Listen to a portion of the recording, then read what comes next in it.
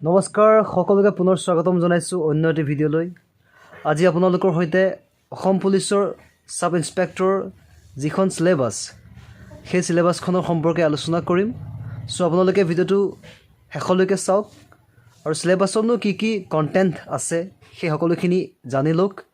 আৰু যদি কোনোবা নতুনকৈ আহিছে তেন্তে চেনেলটি সাবস্ক্ৰাইব কৰি ল'ব, লগতে কাষত থকা বেল আইকনটি টিপি ল'ব যাতে যিকোনো আপডেটসমূহ আপোনালোকে অতি শীঘ্ৰেই পাই যায়। সো বলক পলম নকৰোঁ, ভিডিঅ'টো আৰম্ভ কৰোঁ আৰু আমি সাব ইন্সপেক্টৰ যিখন সিলেবাস সেই সিলেবাসখন ডিছকাছ কৰোঁ। সিলেবাসখন মেইনলি তিনিটা ভাগত ভাগ কৰা হৈছে। জেনেৰেল এপ্টিটিউড, য'ত লজিকেল, ৰিজনিং, মেথছৰ গোটেইখিনি পৰিব। তাৰপিছতে history of Assam and India, এইটো এটা ভাগ, পৃথক এটা ভাগ, য'ত অসম হিষ্ট্ৰী আৰু ইণ্ডিয়ান হিষ্ট্ৰী দুটাই ইনক্লুড হৈছে। আৰু 3 নম্বৰ ভাগটো হৈছে জেনেৰেল নলেজ। জেনেৰেল নলেজটো এটা পৃথক এটা ভাগ কৰা হৈছে আৰু ইয়াতে হিষ্ট্ৰী পাৰ্টটো অন্তৰ্ভুক্ত কৰা হৈছে আৰু লগতে কাৰেণ্ট এফেয়াৰ্ছ এই গোটেইখিনি অন্তৰ্ভুক্ত কৰিছে। সো প্ৰতিটো ভাগৰে কেনেকুৱা ধৰণৰ কণ্টেণ্ট আছে সেইখিনি আপোনালোকৰ সৈতে কমপ্লিটলি আমি প্ৰতিটো ভাগৰে পৃথককৈ আমি আলোচনা কৰিম। সিলেবাসখন আপোনালোকে দেখিছে। Subject logical reasoning, aptitude, comprehension, এই তিনিটা পাৰ্টৰ 35 মাৰ্কছ আহিব এটা পাৰ্টত।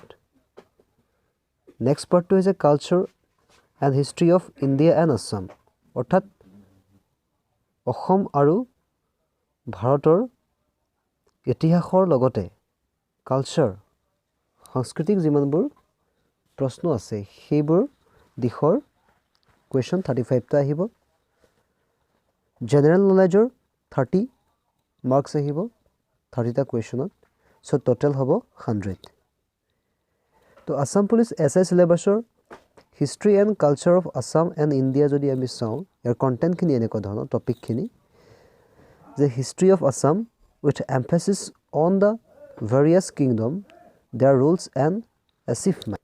অসমৰ ইতিহাসৰ পাতত যিমানবোৰ ৰজা মহাৰাজাৰ শাসনৰ সময়ত অতি গুৰুত্বপূৰ্ণ যিমানবোৰ প্ৰশ্ন আপোনালোকে এক্সামবিলাকত দেখি আহিছে, সেই তেনেকুৱা ধৰণৰ প্ৰশ্ন আহিব।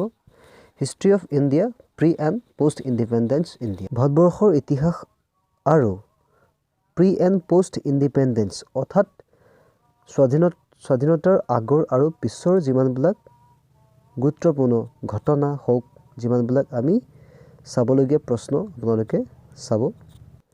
Major wildlife sanctuary and national park, major টুৰিজিমৰ ভিতৰত এইকেইটা ভাগ আছে। ফৰ্টছ, পেলেচেছ, কেভছ এইবিলাক আহিব। Ancient, notable and natural places et cetera. So' আমাৰ ভাৰতবৰ্ষত যিমানবিলাক ৱাইল্ড লাইফ চেংচুৰী হওক, নেশ্যনেল পাৰ্ক হওক, তাৰ কুৱেশ্যন আহিব। অসমৰ কিছুমান ফিগাৰ, যিবিলাক ইম্পৰ্টেণ্ট ফিগাৰ হয়, যেনে পলিটিকেল হওক, স্পৰ্টছ পাৰ্চন হওক, আৰ্টিষ্ট হওক, এডমিনিষ্ট্ৰেশ্যন হওক, অথৰ হওক, ছ'চিয়েল ৱৰ্কাৰ হওক, চ' এইবিলাকৰ ওপৰত কুৱেশ্যন ধেৰ আহিব।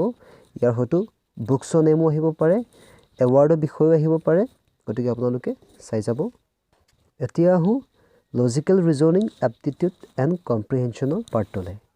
চ' ইয়াত থাকিব number system, area, geometry, ratio' and proportion, both and streamer question আহিব।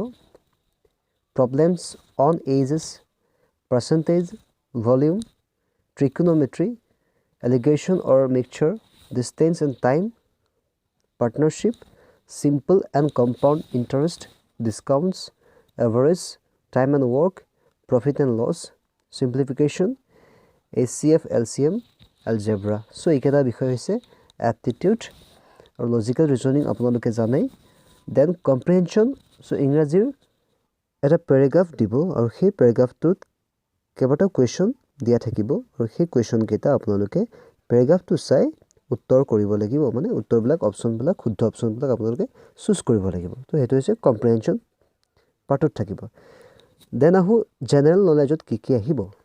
জিকে পাৰ্টত থাকিব history, geography and socio' economic development of Assam and India, knowledge of current events of national and international importance, modern history of India, Indian culture, Indian economy, geography of India, general science, current affairs, Indian polity.